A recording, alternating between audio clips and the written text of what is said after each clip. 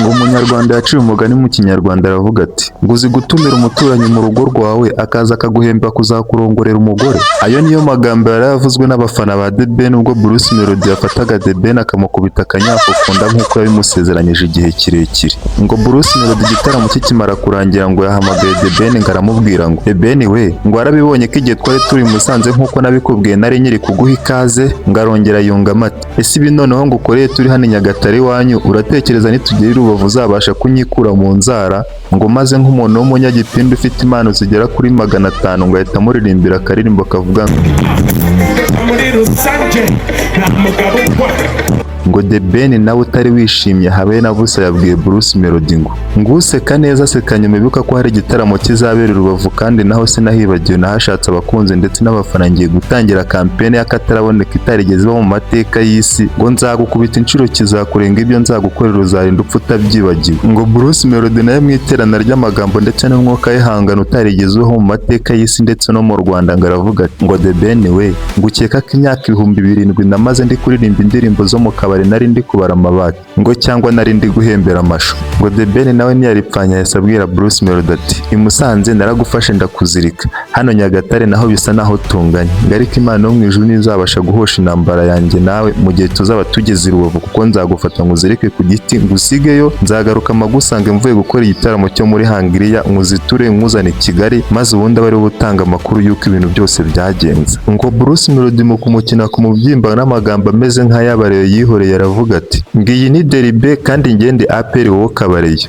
ngo urabizi nawe kugira ngo ritsinde APR ni ibintu bisaba igihe kirekire ndetse no kubanza ugategura ukagura abakinnyi umutoza ikindi kandi ukiga trick. Ngo ubwo rero urumva biragoye cyane kuba wazankubitira Rubavu ahantu maze igihe kirekire ntegura kuko hano Nyagatare ho nari nzi ko nkuyemo, none ibyo ngukoreye biragatsindwa n'Imana yo mu ijuru nkuzirikiye Nyagatare tuzajya kugira Rubavu kiri kwitekerezaho. Oya da ngo kutavuga ukuntu umuyoboke abandi bari mu gitaramo cy'Inyagatare ngo ari kujya gutegura abambari bazakoresha ngo mu gitaramo kizabera i Rubavura. Ngo Bruce Melody mu kwishongora kwinshi yagize ati ngo umuyoboke niyo yamara imyaka 7,000 ari gutegura abaturage b'i Rubavu nge naza nkabahindura mu munota umwe.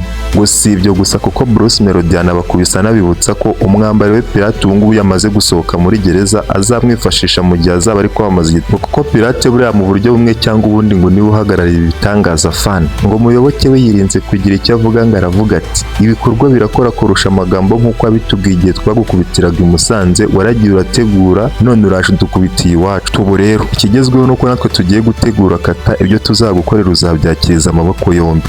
Ngo Bruce Melody nk'uko yagiye akunda kugaragara muri press conference nyinshi abwira The Ben ati The Ben we ngicyo nzi cyo ngiye ibi bitaramo byanjye nateguye bizajya kurangira maze kuko abafana bagera ku 7,000 ngo Nyagatare 7,000 yarayabwiye The Ben kazamwiba ngo arayabakubye kabira hakura 14,000. Ngo The Ben n'abafana be ngo dore ko ngo yajyanye n'uwo bita Danizo ngo agiye kumufasha guhuriga abaturage b'i Nyagatare ngo bagize bati ngo ubu bujura butitwaje intwaro twebwe turaburambiwe.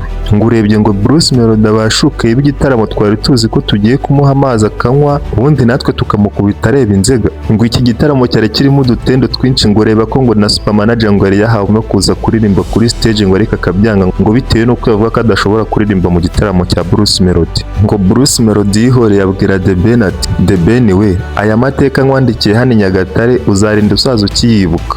Ngo kuko bitewe n'uburyo wari wateguye ibyo wateguye byose nkaza nkabikuba na 0 nkabihindura 0 yambaye ndi 0. Ngo icyo nzi cyaho buri bukere uri buze kuza kuva mu muziki cyangwa se umbwire ko utari bubone uko uzitabira cya gitaramo cyanjye kirubavu kuko ibyo nzagukorera byo nubona utabyakirije amaboko yombi uzansangize nimuka. Ngo The Ben nawe nge sinyigira amagambo menshi kuko mfite muyoboke wanjye ubu ngubu bagiye kugenda agira Urubavu amanipira abaturage nzajya kuhagera neza ibintu byose biteguye ibyo nzagukorera uzabyakiriza amaboko yombi. Ngo nzagukorera ibintu bitigeze bibaho mu mateka y'isi ibyo nzagukorera byo nubona utabyakirije amaboko yombi uzansangize n'imbwa nanjye. Ngo ihangana hagati y'abo bagabo ku kiganiro bagiranye kuri telefone ubwo igitaramo cyari kimaze kurangira ngo ryakomeje gufata indi ntera ku buryo The Ben yahise afata iPhone Pro Max 17 ngo akayifata akayasasa akavuga ngo sinshaka no gukomeza kuvugana n'uyu muturage wansebeje mu gihe narindi iwacu. Ngo bitewe n'uburyo agahinda ndetse n'umubabaro byakomeje kugenda byiyongera mu mutima wa The Ben wakomeje kugenda akamuka ku buryo benshi batatinye kuvuga ko Ben yagiye kuva i Nyagatare ngo afite umubyibuho ukabije ungana n'uwa Clapton Kibonke.